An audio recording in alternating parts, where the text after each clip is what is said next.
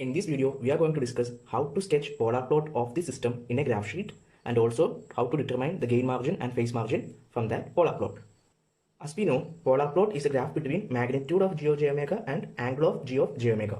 So first step is to find g of j omega. Our question is g of s. We need to put s equal to j omega. That means wherever there is s in the system, we need to replace it with j omega.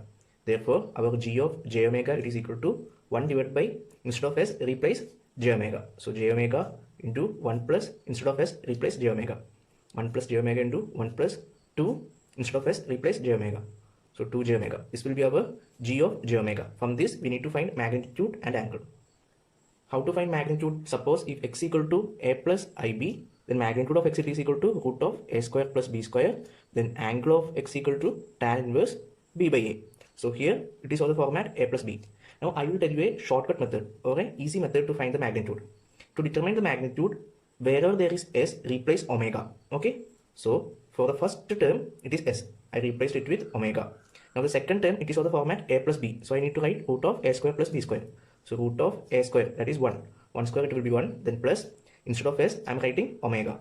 So a plus b the whole square. So b it is omega, omega square. Now the third term it is again of the format a plus b. For getting the magnitude, we will write root. A term it is 1. So 1 square it is 1 itself. Then plus 2s. Instead of s, write omega. So 2 omega all square. So this is the method to find the magnitude. We can write 2 square, that is 4. You can write this as 4 omega square also. Now in order to find the angle, as you can see it is 1 by s.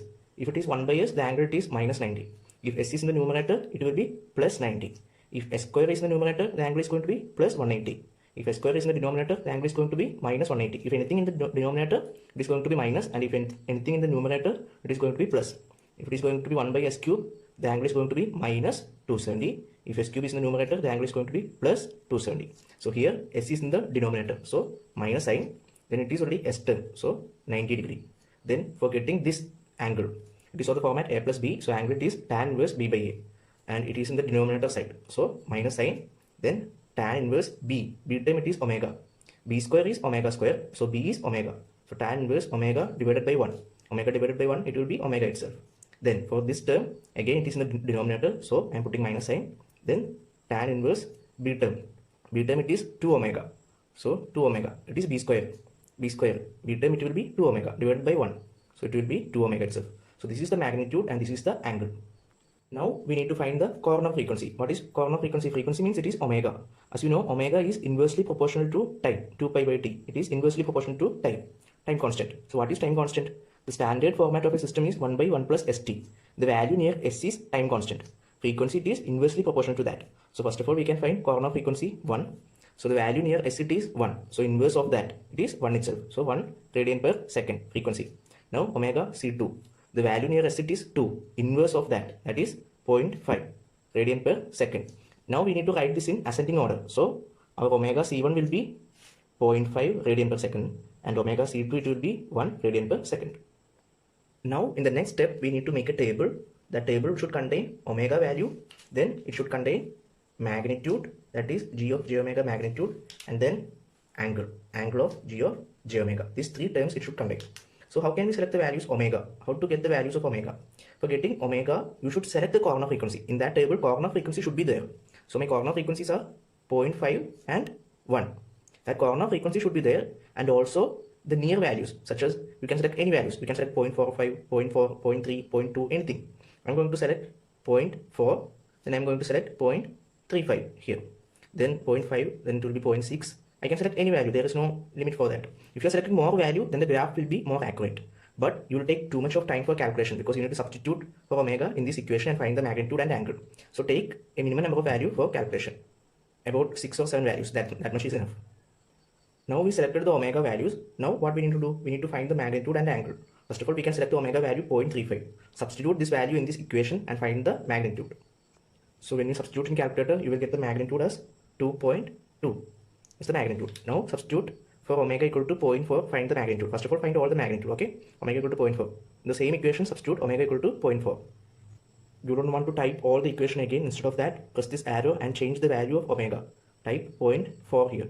Like that, substitute here. Don't want to type the equation again and again for finding the magnitude.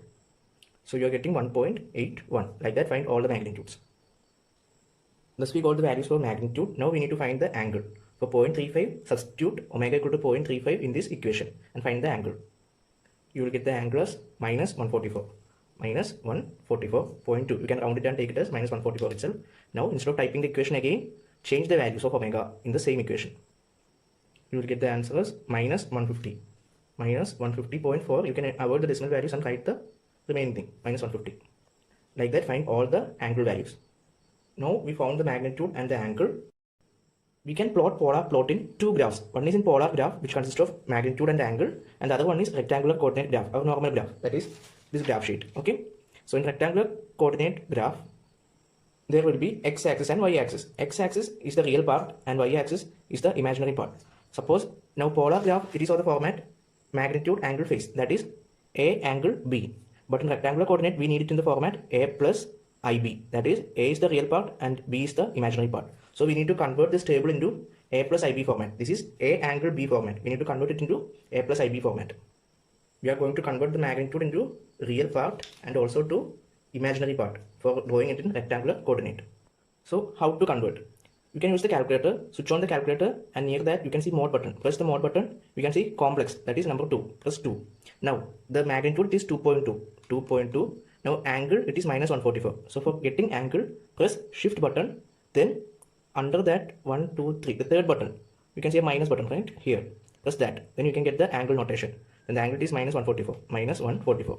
Then press equal to, you will get the real part, it is minus 1.77. Then the imaginary part, for getting imaginary part, press shift and then press equal to. So you will get minus 1.29. So minus 1.29 is the imaginary part. Like this, find all the real and imaginary part of the remaining values. For the second value, it is 1.81. Then angle minus 150. So the real part, it is going to be minus 1.56. Minus 1.56. And for getting imaginary part, press shift and then press equal to, you will get minus 0.9. Minus 0.9. Like that, find all the values. So we completed drawing the table with the real part and imaginary part. With this table, we are going to plot the graph. Normally, we used to start drawing with keeping center here and we will draw the real and imaginary axis. But here, you should take care that the real part contains lot of negative values. So there should be more space on the left side because we need to plot more than right side. If this is the graph, you should have lot of space in the left side. Okay. Now, imaginary axis also there are a lot of negative values. So you need more space on the bottom line. You need more space on the bottom line. So instead of starting from center, you should plot the center here. Okay. So thereby you will get more space on the left side and also on the bottom side. Now I need to choose the scale of my graph. 1 centimeter, I'm going to take it as 0.1 unit. 0.1 unit. As we can see here, the change in value is very minute changes are there. 0.29, 0.5. So I'm taking the unit of scale as 1 centimeter equal to 0.1. So this point, it will be minus 0.1. This will be minus 0.2, minus 0.3, like that. In order to avoid confusion, I write 0.2, 0.4 like that. Actually, I took 1 centimeter equal to 0.1 unit. So this is 0.1, 0.2, 0.3, 0.4, 0.5, 0.6 like that. Okay. So this is the real axis. So G of real J omega. Now I need to write the imaginary axis. Imaginary axis also 1 centimeter equal to 0.1 unit because small change in values. Okay. And here, starting from this side, the highest value is 1.29. So we can stop by writing 1.3. Here the highest value is 1.77. So I stopped it here, 1.8. Okay. So this is the real part and this is the imaginary part. G of J omega, the imaginary part. Okay. Now we can start plotting the points. The first point at omega equal to 0.35. The real part it is minus 1.77. So 1.6, 1.7, 1.77 it will be here. Then at that time, the imaginary part it is 1.29. 1.29 means 1.29 it is here. This is 1.3. So 1.29 it will be here. So the point will be here. Okay, this will be the point. Now the second point, omega equal to 0.4. The real part it is minus 1.56. So this is 1.4, 1.5, 1.56. So here, and the imaginary part it is 0.9. Negative value of 0.9. 0.9 it is here. So 0.9 and 1.6. So this will be the point. Like that, plot all the other points. So I plotted all the points, and as you can see here at 0.7, the imaginary part is 0. So 0.6, 0.7, the imaginary part is 0. So the point will be here, and here at 0.5, 0.4, 0.5, then it is a positive number 0.05. Up to here it is negative, and here it is 0, here it is positive number. So imaginary part is positive. This is 0.1. So 0.05 it will be here. So this will be the point 0.5, 0.05, and this is 0.29, 0.1, 0.2, 0.3, 0.29 will be here, and 0.09, 0.09 it will be here. So this is the graph points. Now to get the graph using freehand, join all the points using your freehand, joining all the points like this. Now when we reach here, we need to meet this to the 0th point, that is our origin. So plot it to the origin. So this will be our polar plot. The first point, it is at omega equal to 0.35. So here we need to write omega equal to 0.35. The second point, it is at omega equal to 0.4. So here it is omega equal to 0.4. Like that, write all the omega values. Here it is omega equal to 0.5. Here it is omega equal to 0.6. Here it is omega equal to 0.7. Here it is omega equal to 0.8. And here it is omega equal to 1. So this is the polar plot. Now from this graph, we need to find the gain margin and phase margin. For that, first thing you need to do is that you need to draw a unit circle. Where is the point 1? Here and here. So with 1 as radius, take the compass and take the pencil and draw a circle with the 1 as radius. Draw a unit circle. Okay, it should meet here. Then on the real axis it should meet at 1, and on the imaginary axis also it should meet at 1. After drawing the unit circle, we are going to find the gain margin. For getting gain margin, as you know in polar graph, the angle is positive in anti-clockwise direction. 0, plus 90, plus 270, plus 180, plus 270, like that. Okay, in clockwise direction, the angle is negative. So if this is 0, this will be minus 90, and this will be minus 180, and here it will be minus 270, like that. So in order to get the gain margin, look at the polar plot and look at the point where it is crossing minus 180. So this is our polar plot, and polar plot is crossing minus 180 at this point. Okay, so up to this point, the distance up to this point, this distance, this is real part of g of j omega. This distance, for getting gain, you should take the inverse value of that. So this distance, it is 0.1, 0.2, 0.3, 0.4, 0.5, 0.6 and 0.7. So inverse of that, 1 by 0.7, it is going to be 1.4286. So this is the gain margin. So in order to get the gain margin, look at the polar plot where it is crossing minus 180 degree line. So this is the minus 180 degree line. Look at the point where the polar plot is crossing minus 180 line. So this is the point. Then measure the distance and take the inverse of that. You will get the gain margin.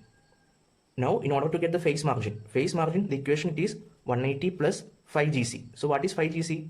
The phase angle at gain cos of frequency. Okay. So how to get the phase angle? For getting 5gc, we draw this circle. For getting 5gc, we need this circle. Okay. So this is our polar plot. From the origin, check the point where the polar plot is meeting the unit circle. So polar plot is meeting the unit circle at this point. So draw a straight line to this point. So if you are drawing a straight line to this point, okay, now measure the angle from this distance to this distance. You need to measure the angle. That angle is our 5gc. So you can use a protractor to measure the angle, and keeping the center at the origin 0, then up to this much, the angle it is going to be 168. So 5gc it is 168. And as you know, the angle in clockwise direction it is negative. In anti-clockwise positive, and clockwise it is negative. So 5gc will be minus 168. So phase margin it is 180 plus 5gc. Here we are getting 5gc is minus 168. So 180 minus 168, we will get the answer as 12 degree. So our phase margin it is 12 degree and gain margin it is 1.4286. We can check whether our answer is correct by drawing the model graph by determining the type and order of system. If there is only poles in the system, we can use this method. If there is only poles in the system, so it is of type 1, s raised to 1. So type is 1, and the order it is s into s, it will be s square into s, it will be s cube. So order it is 3. Type 1, order 3. So type 1 means the graph is going to start in this quadrant. So graph is going to start from this quadrant, and order 3. Order 3 means 1, 2, 3. It is going to end at this point. So this is our model graph. So it is starting from this quadrant and ending at this quadrant. So our answer is correct. And as you know, in polar graph, the angle is taken positive in anti-clockwise direction and negative in clockwise direction. So for getting gain margin, listen carefully here. For getting gain margin, look at the polar plot where it is touching negative 180. Okay, 0, minus 90 in clockwise, the negative angles 0, minus 90 and minus 180. So this is minus 180 line. Look at the polar plot where it is touching the negative 180 line. So this is the line. Measure the distance and take the inverse of that. To take the inverse of that, we will get the gain margin as 1.4286. For getting phase margin, draw a unit circle from 1 to 1. Draw a unit circle, then look at the polar plot where it is touching the unit circle. It is touching here. Draw a line and measure the angle from 0 to that point. So as you know, in polar graph, clockwise it is negative, 0 minus 90. So clockwise it is negative values. Actually, the equation for finding phase margin is 180 plus 5 GC, but 5 GC we are getting a negative value. So our phase margin is 12 degree. Hope it is clear.